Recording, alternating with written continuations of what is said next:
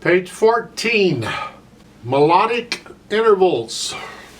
They don't really have a name of this piece of music. It's not really a piece of music, but it's the first one up there. There's actually two pieces of music on the page. There's an Au clair de la lune and a tasket thing. But I want to cover this thing at the beginning, even though it doesn't have a title. So I'm just calling it Melodic Intervals, because that's the subject of what we're talking about. A lot of books don't even present intervals for a while. You'll be in it for quite a while. It could be a year or more before you start learning about intervals, but Alfred has decided to do it here, or Palmer, or whoever wrote this book. And that's fine, we'll cover it. An interval, simply put, is the distance between any two notes. You can make it as complicated as you want, but it still boils down to that. Any two notes. Anywhere. Yeah, here, and here. It's an interval, the distance between them. They could be next to each other. Could be black keys involved, who knows? Doesn't matter. Any two notes. They can happen at the same time. They can happen one after another. They can happen way after another. You could have one note here and another note at the end of the piece here. An interval is still the distance between two notes. That's it. Okay, melodic has to do with melody, and a melody is where the notes happen one after another in a serial fashion, a series.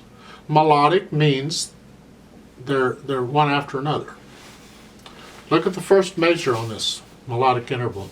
The notes are one after another. Well, if I take the first two notes, the C and the D,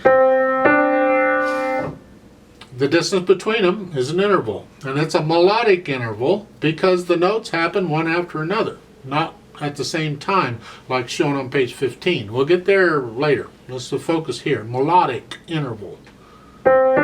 Doesn't affect how you play it. This is just music theory. It's nice to know if you happen to be talking to somebody about things and they mention melodic intervals, at least you'll have some idea what they're talking about. You can pretend to be all excited. They're numbered. An interval has a number. We got more numbers. And in music, we don't start counting at 0. Forget 0. 0 don't exist in music. Not interested. We count starting at 1. And normally you would count up.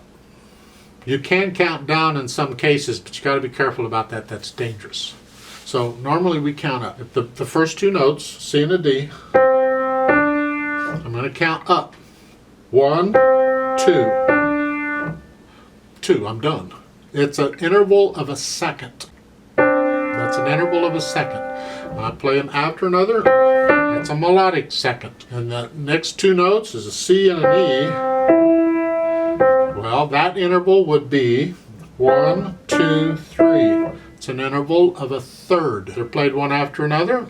It's a melodic third. They all work the same way. Once you know the pattern, you can figure out any interval. The interval from here to here.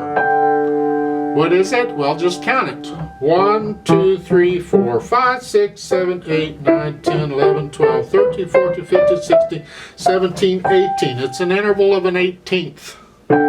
Remind me next time I do an example to pick a shorter interval. I don't want to count that far. But my point is, it's the distance between two notes, and when you play them one after another, they don't have to be immediately after another, just after another. Not at the same time, I guess is what I'm saying. It's a melodic interval. On this page, they're only dealing with seconds and thirds. Well, it comes in handy later on. We have to kind of introduce you to a lot of little bits and pieces. And then as time goes on, we gradually connect these bits and pieces together into a picture. So just stick around. Right now, we're talking these intervals. And later on, you'll start to understand why these intervals might be important or might not. It depends on what you want to do with music. You may never use them.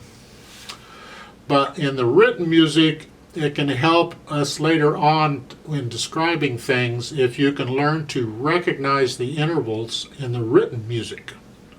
Now you can always mentally picture the keyboard and I did through that through college. In music theory, I could picture the keyboard and yeah, okay, I got it. I can understand. But still, you want to be able to understand just looking at the music. So in a second, an interval of a second, it's 2 notes next to each other. We're using just white keys right now, but it doesn't matter. They could be black keys. They could be next to each other. There's still an interval of a second. Even this is a second. You can have one key in between, it can still be a second, because this has a key in between, it's still a second. That's the keyboard. But in the music, the notes are next to each other. One is on a line and one is on a space, or one is on a space and the next one's on a line.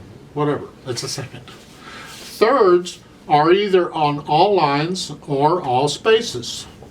So in the 2 notes in that first measure, the second 2 notes, the C, E, that's a third. There's a note in between, but they're both on lines. There's a space in between, and they all work that way. All the lines in a staff, they're a third apart. So you have E at the bottom line, G, and then a B, and a D, and an F. They're all thirds. Spaces work the same way, they're the other notes. So you have a D below the staff, and then the first space is an F, and then an A, and a C, and an E for the top space, and if you go above the top line, it's a G. They're all thirds, and that comes in handy. So you can glance at music and you see 2 notes next to each other, both on lines or spaces, it's a third.